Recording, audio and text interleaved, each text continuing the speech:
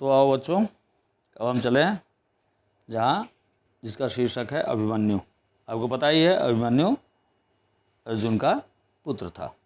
13वें दिन भी सशंतको त्रिगतों ने अर्जुन को युद्ध के लिए ललकारा। अर्जुन भी चुनौती स्वीकार करके उनके साथ लड़ता हुआ दक्षिण दिशा की ओर चला। नियत स्थान पर पहुंचने पर अर्जुन और संशप्तकों के बीच घोर संग्राम छिड़ गया। अर्जुन के दक्षिण ओर चले जाने के बाद द्रोणाचार्य ने चक्रव्यूह की रचना की और युधिष्ठिर पर धावा बोल दिया।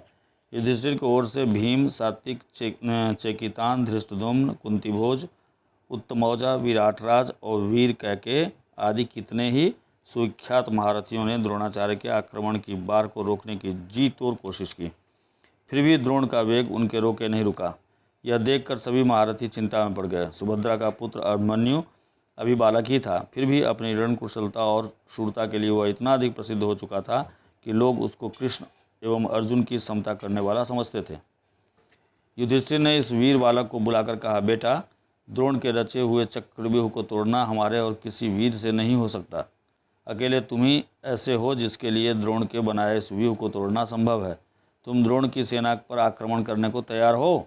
यह सुनकर अभिमन्यु बोला, महाराज, इस चक्रव्यूह में प्रवेश करना तो मुझे आता है, पर प्रवेश करने के बाद कहीं कोई संकट आ गया तो व्यूह से बाहर निकलना मुझे याद नहीं है।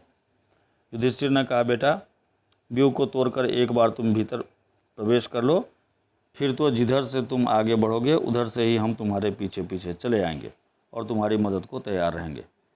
युधिष्ठिर की बातों का समर्थन करते हुए भीमसेन ने कहा, तुम्हारे ठीक पीछे पीछे मैं चलूँगा। धृष्टद्युम्न, सात्विक आदि वीर भी अपनी अपनी सेनाओं के साथ तुम्हारा अनुकरण करेंगे। एक बार तुमने व्यूह को तोड़ दिया तो फिर यह निश्चित समझना कि हम सब नातों को तहस नहस कर डालेंगे। यह सब सुनकर बालक अभिमन्यु को अपने मामा श्री कृष्ण और पिता अर्जुन की वीरता का स्मरण हो आया। बड़े उत्साह के साथ वह बोला, मैं अपनी वीरता और पराक्रम से मामा श्री कृष्ण और पिताजी को अवश्य प्रसन्न करूँगा। सुमित्र, वह देखो द्रोणाचार्य के रथ की ध्वजा, उसी ओर रथ चलाओ, जल्दी करो, अपने सारथी को उत्साहित करते हुए अभिमन्यु ने कहा और सारथी ने भी उसी ओर रथ चलाया।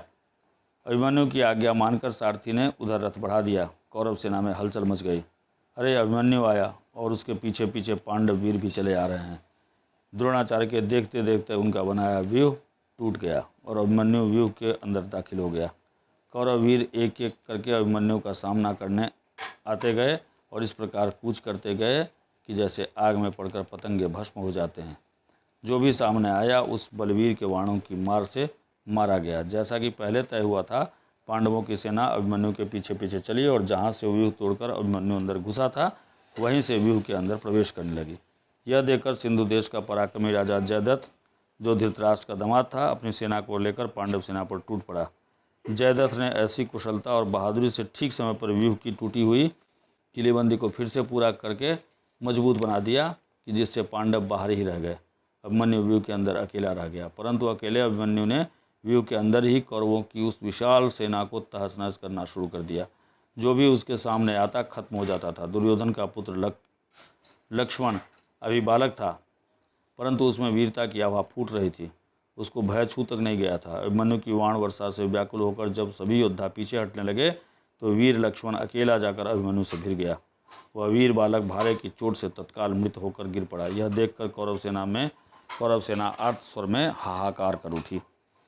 अभिमन्यु का इसी क्षणबद्ध करो, दुर्योधन ने चिल्लाकर कहा, और द्रोण, अश्वत्थामा, बृहद्वध, कृतवर्मा आदि 6 महारथियों ने अभिमन्यु को चारों ओर से घेर लिया। द्रोण ने कर्ण के पास जाकर कहा, इसका कवच भेदा नहीं जा सकता, ठीक से निशाना साध कर इसके रथ के घोड़ों की रास काट डालो और पीछे की ओर से इस पर अस्त्र चलाओ। कर्ण ने यही किया। पीछे की ओर से बाण चलाए। अभिमन्यु का धनुष कट गया, घोड़े और सारथी मारे गए, वह रथविहीन हो गया। तुरंत ही अभिमन्यु ने टूटे हुए रथ का पहिया हाथ में उठा लिया और उसे घुमाने लगा। इस समय अभिमन्यु भयानक युद्ध कर रहा था। यह देखकर सारी सेना एक साथ उन पर टूट पड़ी। उसके हाथ का पहिया चूर चूर हो गया। इसी बीच दुशासन का पुत्र गदा लेकर अभिमन्यु पर झपटा। इस पर अभिमन्यु ने भी पहिया फेंक कर गदा उठा ली और दोनों आपस में भिड़ गए। दोनों में घोर युद्ध छिड़ गया। एक दूसरे पर गदा का भीषण वार करते हुए दोनों ही राजकुमार आहत होकर गिर पड़े। दोनों ही हड़बड़ाकर उठने लगे। दुशासन का पुत्र जरा पहले उठ खड़ा हुआ। अभिमन्यु अभी उठ ही रहा था कि दुशासन के पुत्र ने उसके सिर पर जोर से गदा प्रहार किया। यो भी अभिमन्यु अब कईयों से अकेला लड़ते हुए घायल हो चुका था और थक कर चूर हो रहा था। गदा की मार पड़ते ही उसके प्राण पखेरु उड़ गए। सप्तकों त्रिगर्तों का संहार करने के बाद युद्ध समाप्त करके अर्जुन और श्री कृष्ण अपने शिविर को लौट रहे थे। अर्जुन श्री कृष्ण से बोला, जनार्दन, मेरा मन घबराया हुआ है, मैं भ्रांत सा हो रहा हूँ।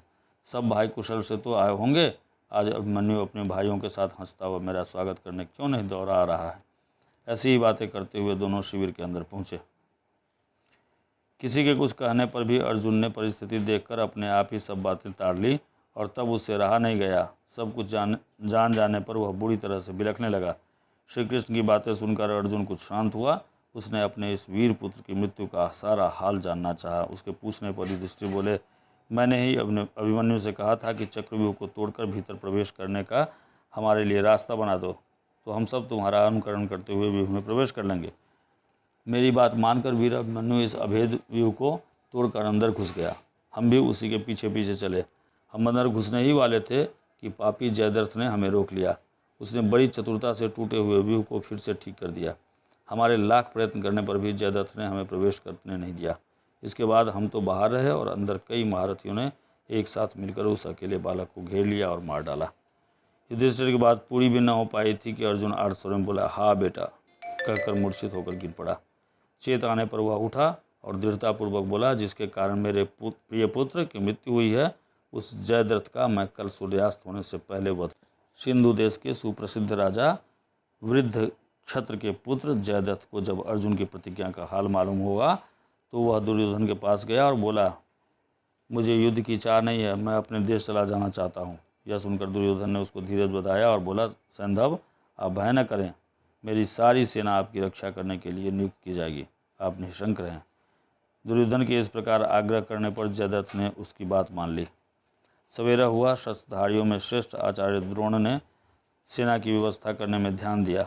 युद्ध के मैदान में से 12 मील की दूरी पर जयद्रथ को अपनी सेना एवं रक्षकों के साथ रखा गया। उनकी रक्षा के लिए भूरिश्रवा, कर्ण, अश्वत्थामा, शल्य, वृषसेन आदि महारथी अपनी सेनाओं के साथ सुसज्जित होकर तैयार खड़े थे। अर्जुन पहले भुजों की सेना पर टूट पड़ा। कृतवर्मा और सुदक्षिण पर एक ही साथ हमला करके वह उनको परास्त करके वह श्रुतायुद्ध पर टूट पड़ा। जोड़ों की लड़ाई छिड़ गई। श्रुतायुद्ध के घोड़े मारे गए। इस पर उसने गदा उठाकर श्री कृष्ण पर प्रहार किया, परंतु निशस्त्र और युद्ध में शरीक न होने वाले श्री कृष्ण पर फेंक कर मारी गई गदा श्रुतायुद्ध को ही जा लगी और श्रुतायुद्ध मृत होकर गिर पड़ा।